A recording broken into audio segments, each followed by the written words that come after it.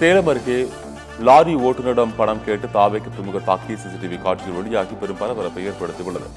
சேலம் அருகே உள்ள தீரக்காப்பாடி பகுதியைச் சேர்ந்தவர் ஜெகநாதன். லாரி ஓட்டுநரான இவர் கடந்த சில மாதங்களுக்கு முன்பு சொந்த வீடு கட்ட முடிவு செய்து அந்த பகுதியில் உள்ள தாவேக்கு பிரமுகர் சசி என்ற முகவர் மூலம் வங்கியில் கடன் பெற்றுள்ளார்.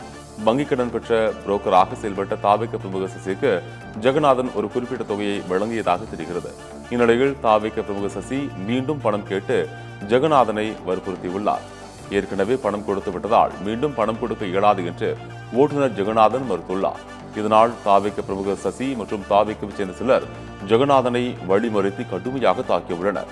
புகார் அளித்தால் கொலை செய்து விடுவதாக மிரட்டியதாகவும் கூறப்படுகிறது. இதில் பலத்த காயமடைந்த ஜெகநாதனை அருகில் இருந்தவர்கள் மீட்டு திரக்காப்பாடி அருகே தனியார் மருத்துவமனையில் அனுமதித்தனர்.